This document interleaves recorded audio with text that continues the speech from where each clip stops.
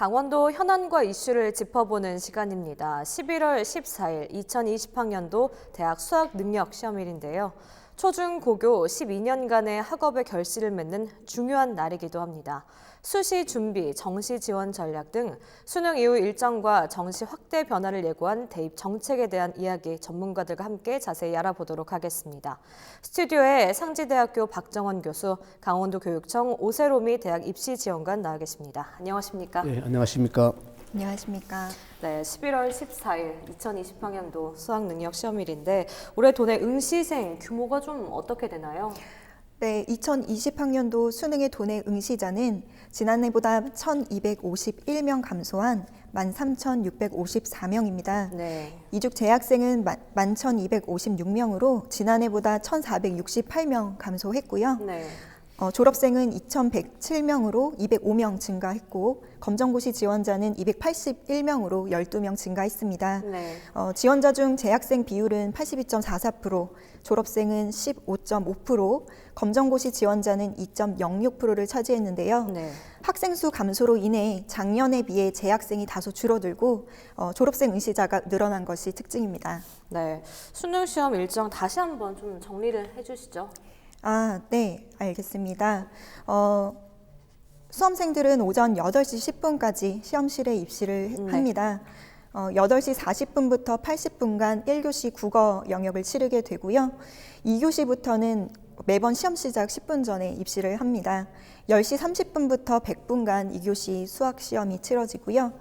이후 50분간 점심 식사 후 1시 10분부터 70분간 3교시 영어 시험을 치릅니다. 네. 2시 50분부터는 4교시가 시작이 되는데요. 4교시는 한국사를 30분 응시한 뒤 본인이 선택한 탐구 영역을 순서대로 응시를 하게 됩니다.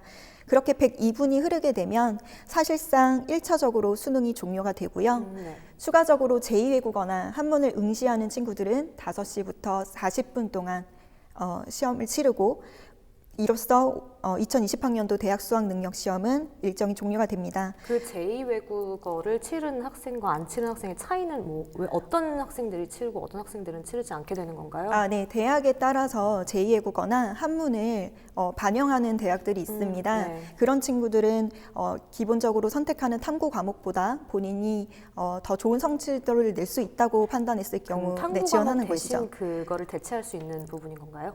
네네. 같이 지원을 해서 탐구도 응시를 하고 제2외국어 한문도 응시를 해서 더 좋은 성적을 가져갈 수 있는, 방식입니다. 시험이 종료되면 한국교육과정 평가원에서 정답을 바로 공개를 합니다. 네.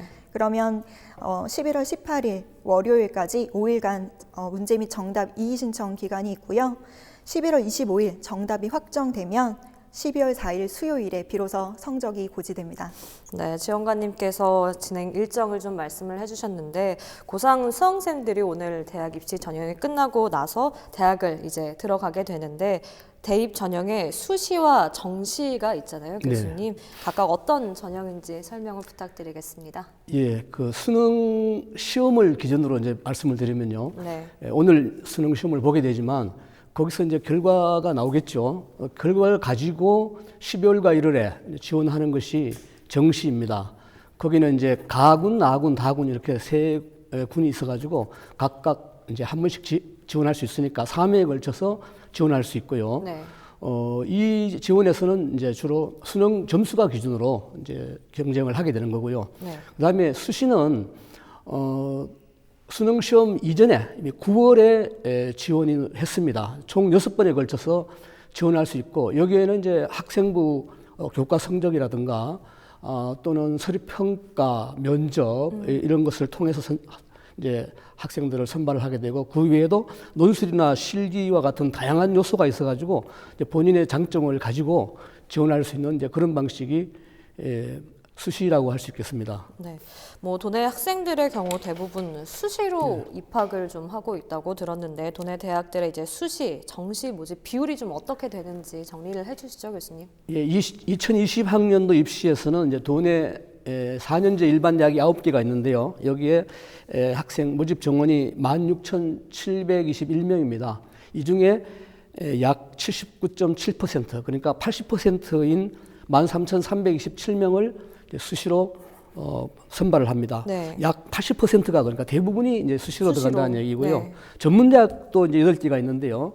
여기도 이제 4,655명을 모집하고 있는데 여기도 비율이 비슷하게 수시에 80% 많은 정도. 네. 무게를 두고 있습니다.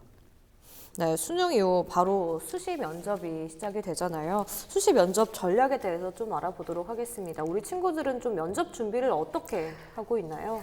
네. 당장 내일 모레인 16일에도 강릉원주대, 그다음에 강원대 춘천 캠퍼스, 국민대, 성신여대, 인하대 등 강원도 학생들이 많이 지원하는 대학들의 면접이 실시될 예정입니다. 네. 대입 면접 유형은 평가 도구에 따라서 서류 기반 면접과 재심문 면접으로 나뉠 수 있는데요. 서류 기반 면접은 학생부 종합 전형에서 주로 활용하는 방식으로 지원자들이 제출한 학교생활 기록부와 자기소개서 등의 평가 서류를 기반으로 질문을 하는 면접입니다. 네. 따라서 지원자의 활동의 진위 여부를 파악하기 위한 질문들이 주가 되는데요. 예를 들어 지원자가 학교생활기록부에 미국과 중국의 무역 분쟁에 대한 주제를 가지고 사회 수업 시간에 발표를 했다라는 기록이 있었을 때 그 내용에 대해서 한번 설명해봐라. 네. 이렇게 질문을 할 수 있는 것이죠. 네. 그 다음에 이런 문제에 대응하기 위해서는 당연히 본인이 제출한 자기소개서와 학생부의 내용을 철저히 숙지하는 것이 가장 기본입니다. 네. 또한 기록되어 있는 내용을 근거로 해서 전공과 관련된 질문들을 해볼 수도 있어요. 아까 예시를 들었던 걸 다시 활용해 보자면 그렇다면 중국과 미국의 무역 분쟁이 우리나라 경제에 어떤 영향을 끼칠 거라고 생각합니까? 라는 질문을 경제학과에 지원한 학생한테도 해볼 수 있습니다. 네. 따라서 지원자들은 본인 했던 활동의 사실 내용만 파악할 것이 아니라 그 활동들이 어떤 의미가 있었으며 그 활동이 향후 전공을 수행하는 데 있어서 어떤 영향을 끼칠 거라고 생각하는지까지 준비하시면 좋습니다. 네. 보통 이러한 질문들은 고교 활동의 계기, 활동 내용, 그 안에서의 지원자의 역할, 그리고 결과와 의미, 이런 순서대로 질문을 하기 때문에 우리 강원도 학생들 역시도 이 패턴에 맞춰서 모의 면접들을 진행하는 것이 필요합니다. 두 번째로 재심문 기반 면접이 있는데요. 말 그대로 대학에서 자체 출제한 문항에 대해서 답변하는 방식입니다. 재심문 기반 면접을 하는 대학은 대표적으로 서울대학교 일반 전형, 고려대학교 학교 추천, 그다음에 경희대학교 네오르네상스 전형이 있습니다. 네. 유의할 점은 재심문의 형식과 응답 시간 그리고 숙고 시간이 대학마다 제각각이라는 점입니다. 그럼 그 면접장에서 그 시험 문제를 바로 받아봐서 저희가 그 친구들이 진행을 하는 방식으로 이루어지는 건가요? 네, 맞습니다. 다행히 대학교에서는 미리 전년도 기출 문제들과 출제 의도들을 공개하고 있기 때문에 기출 문제를 통해 해당 전형의 재심문 특성을 미리 파악하고 실제로 재심문 숙고 시간, 응답 시간에 맞춰서 내용을 구성하고 답변하는 연습을 해야 합니다. 우리 친구들이 면접 연습을 처음 할 때 가장 아쉬운 부분들이 제공된 면접 시간을 충분히 활용하지 못한다는 것인데요. 예를 들어 10분을 주면 1분을 쓰지 못하는 경우들이 많습니다. 그렇기 때문에 보통 재심문의 내용들이 재심문에서 나와 있는 상황들을 분석하고 거기에 대한 생각을 답변하는 방식입니다. 이에 따른 주장, 본인의 근거, 사례를 풍부하게 들어서 답변하는 연습이 필요합니다. 강원도교육청 진로진학센터에서 도내 학생들의 면접 준비를 돕기 위해 11월 16일 원주, 춘천, 강릉 세 권역에서 대학 입시 지원관들과 도내 선생님들이 함께 재심문 기반 모의 면접 프로그램을 운영하게 됩니다. 네.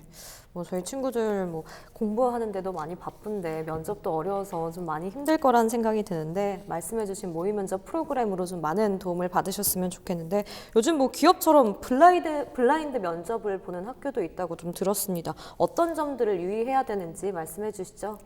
네, 대입에서 블라인드 면접은 지원자의 수험번호, 성명, 출신 고교 등을 밝히지 않고 진행을 하게 됩니다.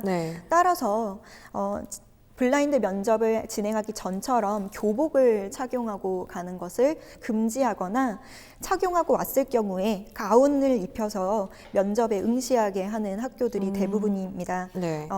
수험번호가 아닌 가번호를 따로 부여해서 면접이 진행이 되고요. 본인의 어떤 신상뿐만이 아니라 부모님의 성함과 직업, 그리고 사회적 위치를 유추할 수 있는 표현들도 지향하게끔 되어 있습니다. 네. 우리 강원도 학생들은 면접을 준비하는 과정에서 간단한 자기소개를 준비하게 되는데요. 본인도 모르게 자기는 누구누구다라고 이름을 밝히는 친구들이 많이 있어요. 그래서 애초에 면접 준비 과정에서부터 유의를 하면 좋을 것 같습니다. 되면 도내 대학들의 경우 신입생을 확보하는 좀 어려움이 많다고 들었습니다. 왜 이런 상황이 좀 발생하게 되는 건지 설명을 해주시죠, 교수님. 예, 일단 수시에 합격하게 되면은 이제 그래서 등록을 하게 되면 정시에 다시 지원할 수가 없습니다. 그러니까 네. 지역에 있는 대학들은 수시에 많은 인원을 확보해 놓는 것이 신입생 충원에 절대적으로 유리한 전략이 되는 거거든요. 네. 예, 그래서 이제 수도권 대학들은 사실은 여러 가지 그 교육 외적인 여건이 좋기 때문에 문화적인 여건이라든가 사회적인 여건이 좋기 때문에 신입생을 모집하는 데 유리한 조건 속에 있고 지역 대학들은 그렇지 않기 때문에 수시 모집을 많이 활용을 해왔습니다. 만약에 이제 정시를 다 확대시키라 이렇게 되면은 지역의 대학들은 아무래도 상당한 정도로 이제 타격을 받을 수밖에 없는데요. 유은혜 장관께서는 아마 아까 제가 말씀드렸던 15개 정도의 대학에 초점을 맞추고 있는 것으로 보이기 때문에 구체적인 안이 나와봐야지 다시 또 생각을 해볼 수 있겠습니다. 네, 이제 뭐 정시 준비에 대한 이야기를 좀 나눠볼까 하는데요. 정시는 좀 이후에 좀 어떻게 진행이 되는지 순차적으로 설명을 해주시죠, 지원관님. 네, 정시는 모집군별로 지원을 하게 됩니다. 모집군은 가군, 나군, 다군 총 3개 군으로 되어 있고요. 4년제 대학 기준 군별로 1회씩 총 3회 지원할 수 있게 됩니다. 네. 정시 원서 접수는 올해 크리스마스 다음 날인 12월 26일부터 31일까지 총 6일 중에 대학별로 3일 이상 기간을 정해 실시합니다. 따라서 대학에 따라 접수 마감 시간이 다르기 때문에 홈페이지를 통해 꼭 확인하셔야 됩니다. 1월달 모집군별 전형 기간을 거친 후에 정시 모집 최초 합격자 발표는 2020년 2월 4일까지 대학별로 진행됩니다. 네, 정시 원서를 쓸 때 뭐 저희 때도 그랬고 이 친구들이 어떤 대학을 선택을 해야 될지 전공이 중요한지 뭐 학교가 중요한지 잘 모르는 친구들도 많잖아요. 어떤 기준으로 좀 선택하는 게 좋을지 말씀을 해주시죠. 네, 올해 수시 모집에서 77.3%를 선발했습니다. 또한 수능이 한 번의 시험으로 모든 것이 결정이 그쵸. 난다는 그런 부담감 때문에 네. 학생들이 대부분 수능에 올인하기보다는 수시를 목표로 준비했을 겁니다. 이 학생들이 만약 정시까지 왔다면 수시에서 6회 탈락의 고배를 마셨던 친구들도 있을 건데요. 이러하다 보니 정시에서 지원할 수 있는 대학은 아무래도 수시 때 목표로 했던 대학보다는 다소 만족스럽지 않을 수 있습니다.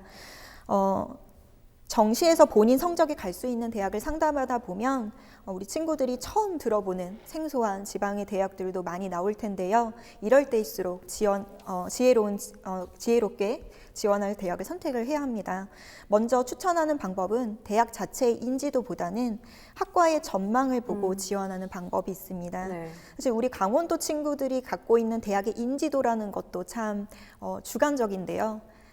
서울을 소재권이거나 아니면 본인의 친인척이 아는 대학 요 정도 수준이더라고요. 네. 그래서 그런 것보다는 두 번째로 지역 소재 대학 출신자를 선발하는 기업의 지역 인재 채용 전형을 고려하는 것도 추천합니다.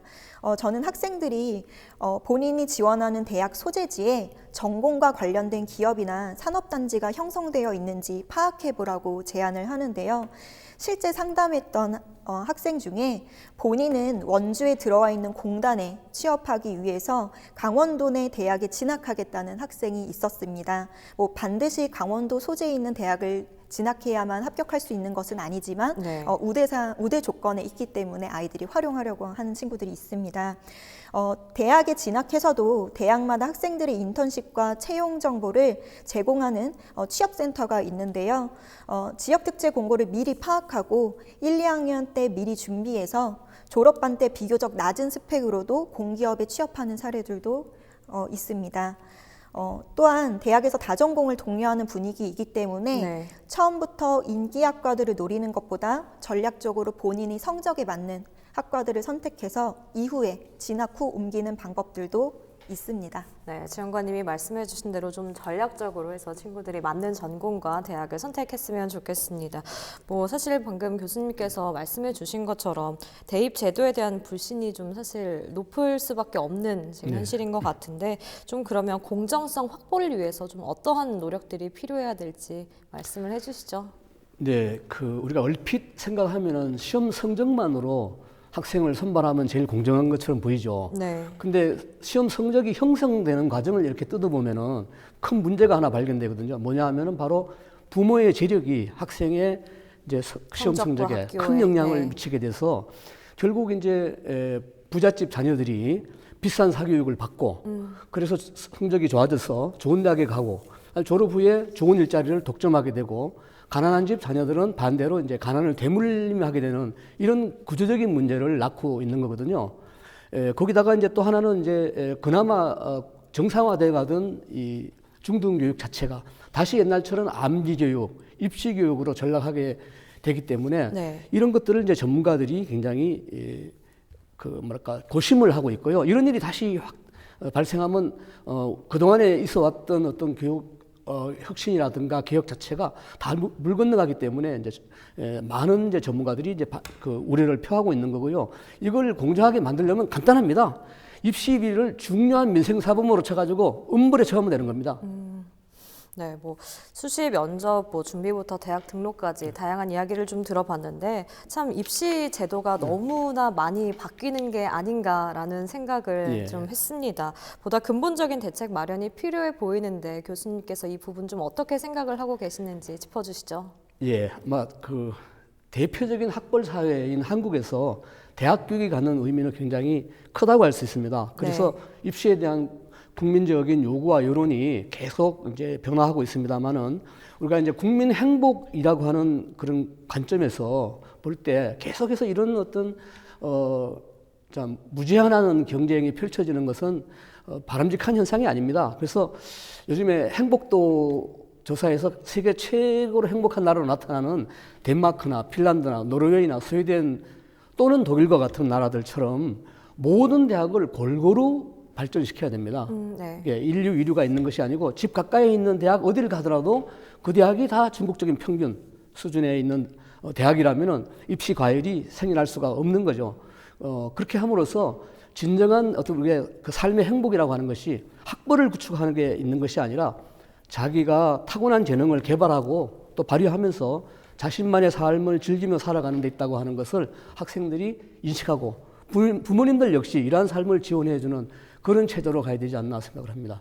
네, 우리 친구들도 꼭 교수님의 말씀을 좀 새겨 들었으면 좋겠는데 오늘 하루를 위해서 이 친구들이 열심히 준비를 했는데 이제 수험생들에게 대입 지원관으로서 응원 한 말씀 부탁드릴게요. 네, 주어진 환경에서 최선을 다하는 강원도 학생들을 참 많이 만나왔습니다. 대입의 결과가 이러한 여러분들의 가치를 결정할 수 없습니다. 원하는 대학에 합격했든 합격하지 못했던 결과보다는 과정에서 배움이 더 컸기를 바랍니다. 유정의 미를 거둘 수 있도록 저희 강원도교육청 대학 입시 지원관들도 최선을 다해 돕도록 하겠습니다. 모두 수고하셨습니다. 네, 끝으로 교수님도 우리 수험생들을 위해서 응원 한 말씀 부탁드릴게요. 예, 아주 대학 입시를 위해서 우리 학생들이 먼 길을 달려왔는데 네. 좋은 결과가 있기를 바라고 또 인생이 또 그로 인해서 새로운 길이 열리면서 좀 자신만의 가치를 찾아가는 그런 삶이 열리게 됐으면 좋겠습니다. 학부모 여러분들도 수고 많으셨습니다. 네. 헬로 이슈 토크 오늘은 2020학년도 수능과 대입 정책 변화에 대한 이야기 나눠봤는데요. 수험생 여러분 끝까지 힘내시기를 바라겠습니다. 지금까지 상지대학교 박정원 교수, 강원도교육청 오세롬이 대학 입시 지원관과 함께 이야기 나눠봤습니다. 두 분 오늘 말씀 감사합니다. 감사합니다. 감사합니다.